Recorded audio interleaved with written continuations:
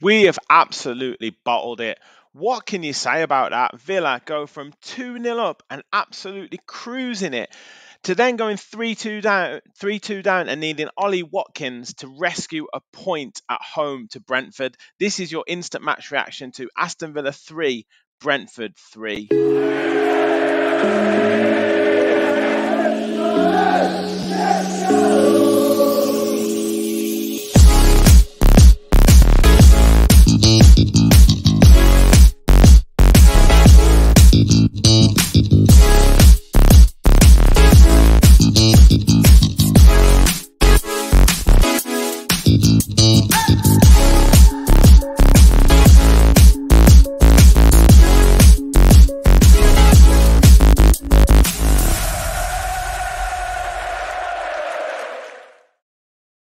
Hello and welcome to the Villa Park podcast.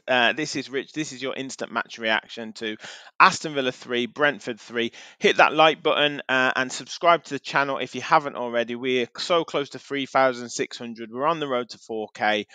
But yeah, how disappointing was that today? How can we absolutely bottle it? How can we throw it away 2-0 up and absolutely cruising to then be going 3-2 down?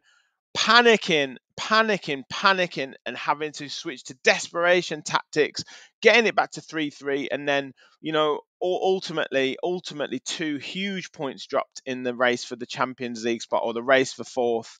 Advantage now firmly in the hands of Tottenham, moving into the end of this week because we have Arsenal next week, and to top it all off, Douglas Luiz gets booked in the 97th minute and then misses the Arsenal game, and he's going to miss the following game. I think that's against Bournemouth. I mean, what are we doing at the moment? Unai Emery, a little bit is on you, but he must be absolutely fuming at that today. Fuming. Obviously, we started the game, all the big guns back. Martinez back in the side, Ollie Watkins back in the side, Leon Bailey back in, John McGinn obviously returning from suspension. So great to have him back in. And we're thinking, right, Pau Torres back in as well, thinking, right, full strength side. We've got a strong bench as well. We've got Moreno, we've got Diaby, we've got Duran.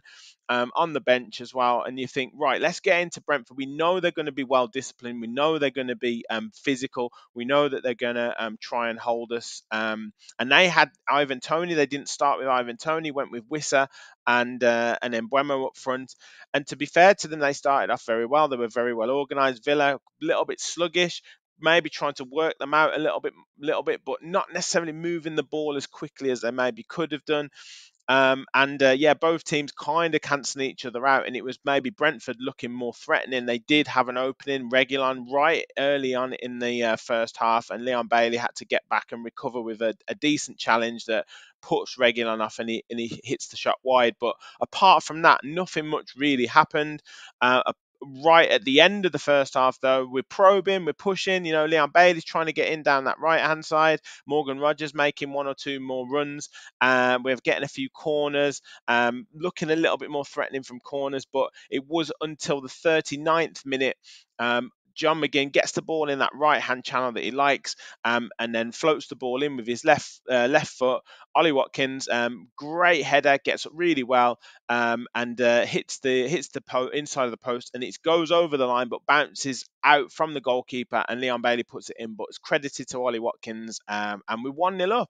And as you say, maybe not necessarily deserving it in terms of possession, in terms of kind of probing. Yes, maybe, but we go in at half time 1-0, and you think, right, Brentford are going to have to come out at us. They're going to have to change their tactics.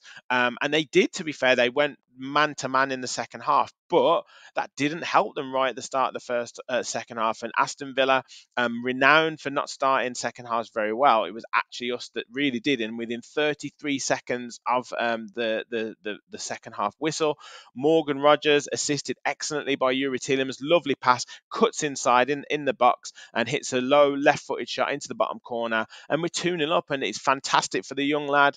I said he would score today, and I really did feel like he would score, and he gets his goal, and fantastic. And you're thinking, right, 2-0 up into the second half, absolutely cruising. let's just see the game out. Let's just continue with what we're doing. Let's pick them off. Maybe bring on a couple of substitutes as well and keep it flowing. But for whatever reason, we just took our foot off the gas, and it seemed to spread through the team like a plague. Konsa giving away passes, Tielemans giving away passes, McGinn can't get in the game, Louise looking too casual, Pau Torres sloppy passing, and all of a sudden then Brentford start getting more and more into it. They score a goal, a silly goal from again, I think it was off the back of a set piece, maybe second or third phase. Ball gets into the box, a kind of miss-hit shot, bounces off Zanka and goes into the bottom corner, and you think, right, 2-1, let's just wake up. We can still get back into it. But immediately after, down that left-hand side for Brentford, where they were getting a lot of joy, Reguilon was pushing right up, and for some reason, Konsa just couldn't get his game going today. And it's not a great look with Gareth Southgate in the reportedly at the game, but he couldn't get going. He couldn't seem to get a hold on Reguilon, and nice passing down that left hand side.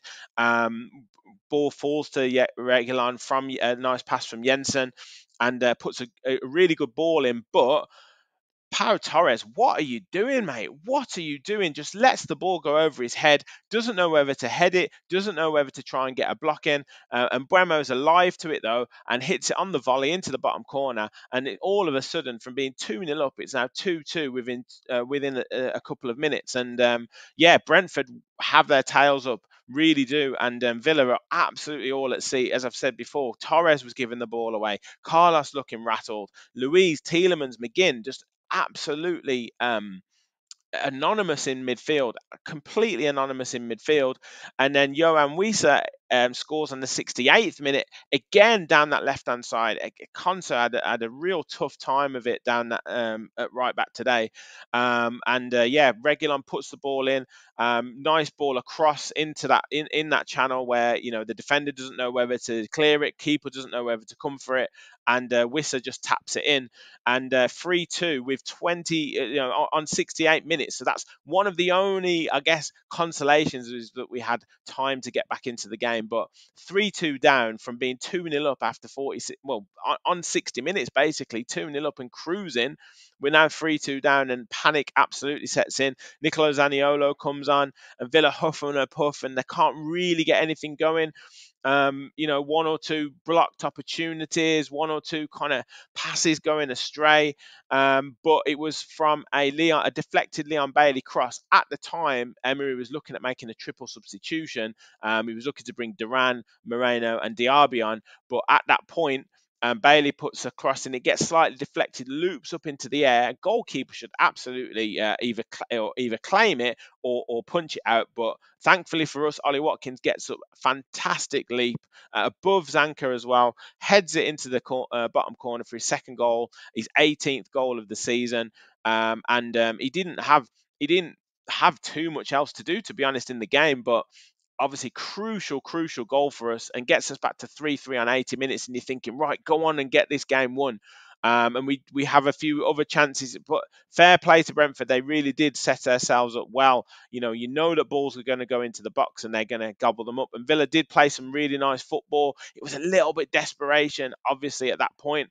An opportunity for Ezri Konsa has a free header. Completely messes up the header, but it loops up. Luca Dean with an acrobatic effort goes over the bar. Again, blocked shots. I think Leon Bailey had a blocked effort. Balls flashing across the box. Some lovely play between Tielemans and Bailey. Tielemans tries to put it across the box, and Brentford getting bodies in the way. But then always, looking a threat on the break, they brought Ivan Toney on.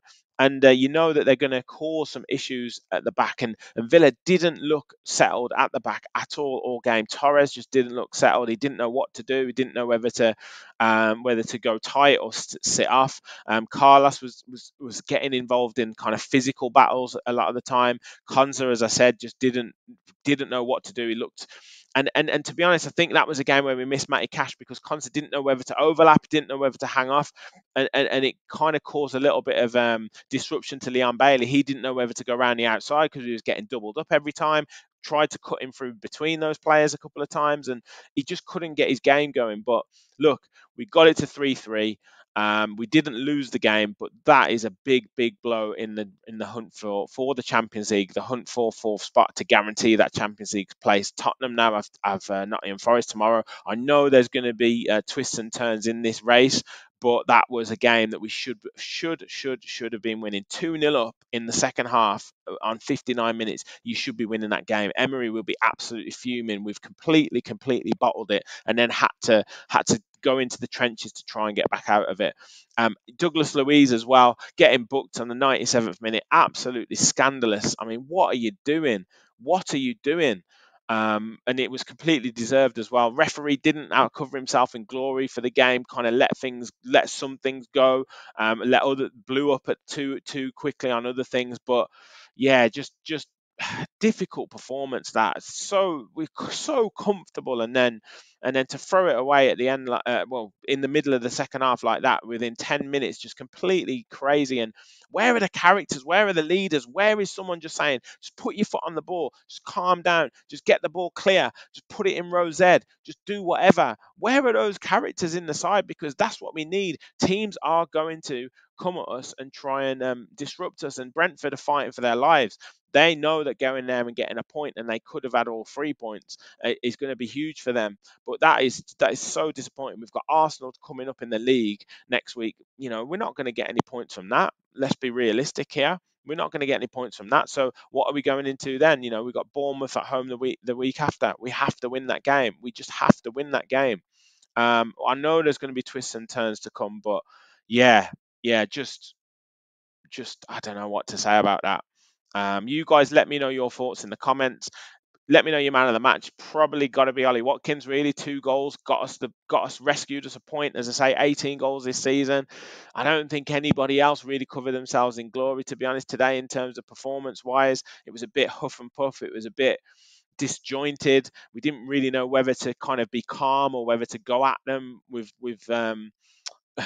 tempo. It's so many points. We needed that tempo, and then other times we needed to just put our foot on the ball, and we just didn't seem to make the right connection, didn't seem to make the right pass. I thought we should have been shooting from longer distance, and we didn't. We were trying to walk the ball in numerous times, and it just seemed like a bit of a disjointed one. But yeah, you guys let me know your thoughts in the comments.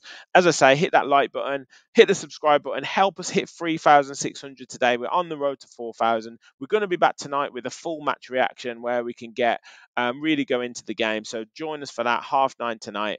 But yeah, that's it from me. I'm so pissed off. I'm so annoyed. But look, at least we didn't lose the game.